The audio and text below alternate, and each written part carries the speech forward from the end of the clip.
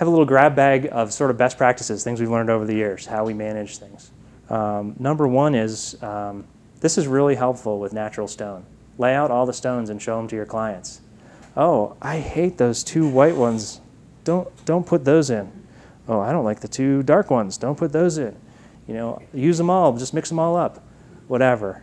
Especially if you have floor heat, we really want to make sure people are 100% confident in what we're doing, because you can't take out a single tile in a floor heat to swap it out. Another thing we do a lot is actually apply the grout to the tile. So in this picture with the blue strips, those are showing tile colors. There's three different, grout colors. There's three different grout colors there. And the clients can really see them in place and make the right decision. And then a third thing that I always thought was really neat was one of our designers used Post-it notes to show the proposed layout of some tile. I can only assume that that was just the colors of the Post-its available and not the tile. But you know, draw a picture. Show the clients as well as you can what they're really going to get. Make sure that they're on board. One thing that I want to make sure everyone's aware of, we've had a lot of issues with light colored stone, with porous limestone and white marble, where the marble turns brown, the limestone turns different colors or shows where it's soaking up water. In the lower right-hand picture, you can see the bottom row of the limestone is much darker color than the other rows. So we actually have a warranty exclusion for this, for these materials when we use them. It's fine to use them. Most of these work, probably 90% or more we haven't had a problem with, but when we do, it's really not, as far as I know, there's nothing we can do. It's something inherent in the stone. So it gets to be a real hassle. One other thing to help your installers do, when we get mosaic stone, it's not supposed to look like 12-inch squares in mosaic with big lines between them, like the expensive showroom in Georgetown displays do, which I can't believe they look so bad. But I mean, look how far offline that is right there. So we really have, most of our tile installers know this. You kind of cut off the last two rows and jiggle them around with your margin trowel to get them all so that they align and you can't see where the joint in the sheets is. Very important, because otherwise it really looks terrible. Another important thing is to make sure that all our materials from the same lot. And if we're helping with the order, let's make sure we get enough. On the left here, you can see we ran out of border, and the next lot was a whole different color. And on the right is, wow, I didn't realize that was two different lots. Those mosaics don't match. So we fixed the one on the left by faux finishing it, and the one on the right by chiseling it off and starting over. You were asking about treating tile and grout. Generally, we don't, except for natural stone. And I think the reason is that most tiles are not amenable to being sealed that I'm aware of. So it's really hard to just do the grout. And this is another weird thing. Sometimes clients go off on their own and select stuff, and we were handed a bunch of very slippery tile for an outdoor deck one time. And I mean, that could be a real problem. People can get hurt.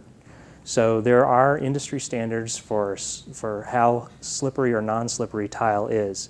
And if tile does not, if it seems to you like it's crazy to be putting this on a floor, we can write something up and have a warranty exclusion. And the tile should meet or fail to meet a national standard, and it should be very clear cut. So that's just something to be aware of. There are some products you can put on those. They're kind of like clear latex paint that make it much less slippery, but they don't last forever and they change the color, so very iffy. Go ahead. Do you have an opinion or a position on epoxy grouts? So I've never heard of a problem with them. The question is, what about epoxy grouts? You don't have to seal them. Right, you don't have to seal epoxy grouts. Right, they're already sealed. Yeah, the only issue I've ever heard with epoxy grouts is that how much harder they are to install. Yeah. They're also more expensive. Very expensive. Yeah. People hate it. Yeah, yeah. So I think they don't seem to be really necessary, generally speaking, but I think they work great. I think I did a couple of kitchen set where one of our tilers was really into that stuff. But one of them had a very rough face tile, and he really never got it all out. So I think it's very hard to clean up. Yeah. Okay. Another sort of standard we have is to caulk all corner joints, inside corners. So that's our normal standard, and I put this picture up because this is an example of a wide joint with a sanded grout, and the caulk will not look right in this joint. It'll be a shade off and the wrong texture and a little bit shiny. It won't look anything like the sanded grout in the wide joints around it.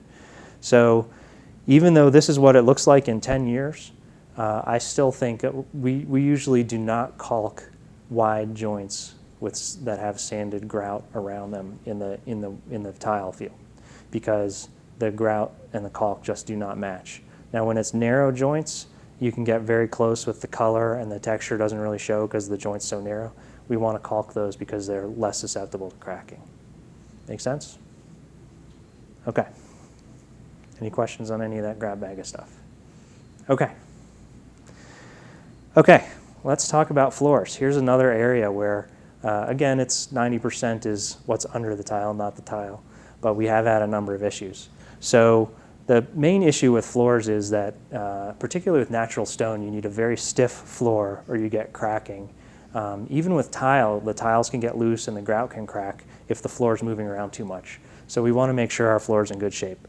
You guys are probably familiar with the term L/360. That's the code minimum for a floor. It means when you load the floor to the code limit, it will only deflect 1/360th of the span.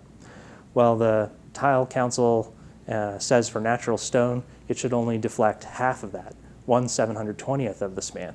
So it's a much, much stronger floor. And that goes in both directions. So if you have a single layer of 3/4 inch plywood and you step on a joist and it moves, the floor will actually bend between the joists. Right? So you need more plywood than just 3/4 of an inch to get L/720, even in the other direction from the joist span. So we found this out in the late 90s when everybody decided travertine floors were a great idea, and we installed them on some remodels on luxury houses that had been built in the 70s, which were 2x10 floors, 14 feet across span, pretty much at L/360, and a lot of them cracked. So what do? A, we're always going to put in 2 layers of plywood under natural stone floor, 1.25 inch of plywood. B, we're going to try to beef up the floor if it's close to maximum span. So these drawings show how you install the plywood according to spec. You run the second layer the same direction as the first, perpendicular to the joists. There's this weird thing where they're telling us to not put the joints directly on top of the joists. I still find this to be a big head scratcher, but that's what they say to do, so that's what we're doing. And you definitely want to have an 1/8 inch gap between the sheets of underlayment. That's something that all the companies will call you on if you haven't done it with their crack prevention materials. You have to have that gap because the plywood will expand and contract, and if it's touching and it expands, it'll push up and break the stone. Again, we want to offset all the joints in the underlayment. And then I still find that so weird that you break the underlayment not on the joist, but 1/4 of the way between the joists. But that's what they say to do. That's the second layer. That's right, the underlayment layer. Yeah, exactly. So there's a subfloor layer. Usually it's already there, and then we're adding underlayment, and this is how we do that. Go into the floor joist, splits it. Right, right. And the fasteners aren't supposed to go into the joist either. They're just supposed to go to the bottom of the first layer. So, and then you fasten 4 inches on the edges and 6 inches in the field. So, I think ever since we started doing this, we stopped using Durock. We started using plywood. We haven't had nearly as many problems. If we do, we have like one small crack instead of a crack across every sheet of Durock. So it's been pretty good. Something people sometimes ask is, do we glue the 2 layers together? Well, you don't have to, and you probably shouldn't, because if you put down a bead of subfloor glue every 12 inches, then really you have a 1/2 inch of plywood sitting on a 1/16 inch space, and we're trying to reduce deflection, and now you've made it so all you have in between those beads, you just have a 1/2 inch of plywood not connected to anything, right? So it can flex a lot. Where the beads are, it's much stronger. So they say not to use beads of glue. because then the upper layer deflects more because it's not fully supported. If you want to glue, you can comb out glue. Sorry, go ahead. I've seen some tile guys trowel Yeah. down. If you trowel glue out between the layers, that's going to be unbelievably strong. And you'll never be able to remodel that house. Yeah, but that's how you do it. If you're going to do it, you use a notch trowel and you spread a completely even coat of glue all the way across. Okay, but you don't need to. If you put enough fasteners in it, you don't need any glue. They tell us. Okay, so after we get our subfloor and our joist right, we're going to put an isolation layer in. This has been really helpful for us. Isolation layers allow a little bit of movement between the tile and the subfloor. So Durock is not the right material to set your tile on. And we learned that the hard way. The right material is either Ditra or Noble membrane. So Ditra is this waffle grid material. It's got fabric on one side. You glue that down into a layer of thin set. Then you fill up all these little pillars with thin set and glue the tile to that. So this has been really helpful for us. Ever since we started using that, we've really had very few issues. There are other materials like that. I would, generally speaking, stay away from off-brand Ditra because we've had a couple problems with like this blue stuff. I don't know what that was. But I know the Latacrete one seems to be pretty good. We've been using that. Okay.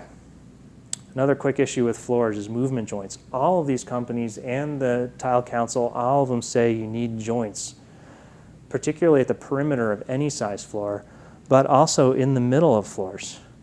You can see this 20 to 25 feet in each direction is the Tile Council's recommendation. And in the exterior, 8 to 12 feet. I mean, do we ever build exterior terraces bigger than 8 feet? Yeah, we never build them smaller than that, right? And how about interiors? 20 to 25 feet, that's about half of a normal kitchen, right? Not quite. And this is the Schluter directions. They're even tighter. So Schluter Ditra, they'll say, oh, your floor won't crack if you use Ditra. But you have to have a caulk joint right across the middle of your kitchen because you can only go 16 feet in any direction before you put a movement joint. So do we do that? Well, let me just go over this real quick, how you actually do it. Basically, you just have one of the joints between the tile, you carry that through your setting material, and then you caulk it instead of grouting it. So the two floors can move a little bit on that squishy caulk, right? Very simple. If you're ever laying tile on a concrete floor and there's a movement joint in the floor, you definitely want to stack a tile joint above it and caulk that joint rather than grout it because you know it's going to move because the concrete's going to move separate. And then the last thing, at the perimeter you want to have, you don't want to butt up against anything hard on the perimeter, walls, cabinets, anything. So you always want to have a little space around those. I like how Schluter says they have this picture. You just take sill sealer and put that around the perimeter before you set your tile. That way you have a space. That's pretty easy to do. I don't know why we wouldn't do that, right? So you want to keep a space around the perimeter of any floor. This again is a Schluter drawing. Doing movement joints around the perimeter of a floor, kind of a no-brainer. Doing it across doorways, I would like to see us do that because we have had a number of cracks at doorways. If you think about how much different this whole room can move from this whole room and they're connected by this much, there's probably a lot of stress right there. So if we can caulk the joints in the doorways, that's a good idea. But this picture is like the size of an average master bathroom for us, right? And we're not going to run a line across the middle of the floor. So be it. Let's at least do what we can do. Another quick thing people have asked is a mud set floor any good? Why don't we use mud set floors? They're perfectly fine. They're just this much higher than the hardwood floor next to it, and you have to step up onto it, and people don't like that. They're very heavy, and they cost a lot. So they're fine other than that. Any questions on floors? Okay. Cool. So we've got that down to a dull roar, the issues with floors. Like I said, if we could just put some movement joints at the doorways, I think that's probably the only thing. Okay, let's talk about floor heat real quick. There's two basic kinds, electric and hydronic. right? Hydronic uses hot water heated up by a boiler or hot water heater. We've mostly had good luck with these, but there are some issues. The main issues are failing to follow all the instructions with electric systems. They are a little bit complicated. Your electrician may not be as invested in it as they need to be. Your tile people may not understand the importance of not cutting the wires. We really have to be in charge of this whole process. We have to understand the installation instructions. We have to make sure that the temperature reader's in the right place and the layout is correct, because otherwise we get into hassles. One of the main hassles we've had is not completely covering an entire bathroom. So, you know, people walk up to their vanity and the last 6 inches are cold while they're standing there brushing their teeth. That's not a happy situation for them. There's something I would just say in general is the mat style systems are not as good as the loose wire, because the mats are supposed to be able to cover everything, but somehow the installers just don't do it right. So in this particular one, we were asked to come take a look at this floor. The homeowner said, well, it's cold around our tub, and it kind of feels cold as you're walking back and forth on the floor. And when we looked at it with the infrared camera, I guess they didn't quite order enough mat, so they just kind of spaced them out a little bit and hoped for the best, and it didn't work out. So the loose wire ones you can really cover the whole floor with. That's good. But we need to help make sure we have the right number of square feet of material on order and so on. Another issue we've had is I don't like that stone, and they cut it out and they cut the wires, and then you cut it back out, and then you got to cut out the other 4 tiles, and you have 4 repairs, and there's no warranty on the wire anymore. I mean, don't cut into a floor with floor heat. You're going to hit it, and it's going to void the warranty. They make these alarm things that you put on the wire while they're doing the work. If someone accidentally dings it with a trowel, it sets off the alarm, and you can fix it then. That's much better than finding it later, or trying to find it later. Another thing that comes up with us is not all the floors, a lot of our floors are too big for a single thermostat, so we have to rewire them in a special way that our electricians can handle, but all the wire routing is different. So you have to know this ahead of time. You can't just set it all up and then retrofit it. So anything over about 200 square feet, you got to make sure you have the right setup and run the wires the correct directions. Another weird issue we had on a couple of jobs is failure to label the loops. Before we had a thermal camera, that was a big issue. Couldn't figure out which one of those 4 was in here and which one of those 4 was in the bedroom. But with the thermal camera, you can find it pretty quick. So that thermal camera is awesome. Schluter just came out with a new thing called Ditra Heat. It's a special kind of Ditra that has the bumps facing up, and you can click wires between them. So that's a really nice system. Makes installation very easy. So we've been using that on a couple of jobs. Schluter used to say to put these wires under the Ditra material, but our tile guys were putting them on top of the Ditra for a number of years before we realized that, and that doesn't seem to cause any problems. So you can put it on top or below. If they want it in the shower, it's really better to do hydronic. Electricity and water, don't mix that well. But give me a call if you want to do electric. There's a couple of tricks we can make sure we do that correctly. So to summarize on floor heat, cover the whole floor. If you're over 200 square feet, figure out the electric before you start, and you have to be in charge, because all the other people may or may not get it, but you are going to get it. And then lastly, when you have to drill a hole for a floor bumper or a glass panel, give me a call. I have the camera. Any questions on any of that? Okay, we're done with floors. And this is the shortest section of all. I probably could have done just this slide. Section 4, glass tile, trouble. This is also in that same fancy Georgetown showroom.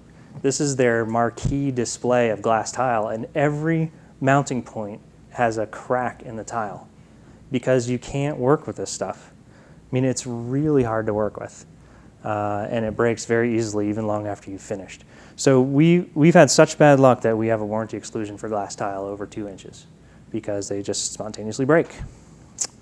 So those are the issues. Any holes, any cuts, any corners tend to break. And since they're clear, all your wall prep has to be perfect, including the thin set. Sometimes the directions are not really followable. Like you'd have to spend another $3,000–4,000 in your bathroom to mount this tile on the walls. You'd have to use no wet saw to cut glass tile. I'm not sure. Yeah, how do you? I don't know. You know, it got to be where every couple of months they'd come up with a new thing you had to do, and then that's when we started realizing like these just break all the time. Like if you look at them, don't look at them. I don't know. Nice. They do. We've even had some where people ordered extra and we ran out because we've replaced hundreds and hundreds of tiles. Okay, having said that, here are a couple of the key points. Never mount anything attached to the glass tile, right? You're always going to figure out some way to make a big hole in the glass tile and mount back to some kind of structural thing behind it, and only use soft stuff between the thing you're attaching and the glass. So you just want to make sure there's no pressure on the glass in any way, shape, or form. In the corners, you want to make sure they don't overlap. You don't want to ever have one piece pressing on another in any way. So I guess these are sensible directions. Okay, any questions on that? Don't use it. Don't use it, yeah. Yeah, those damn clients. Yeah, I don't know what to do. People really like it. There have been some glass tile assemblies that haven't completely failed immediately, but we have had ones that pretty much just started breaking right away. So I think it's super risky.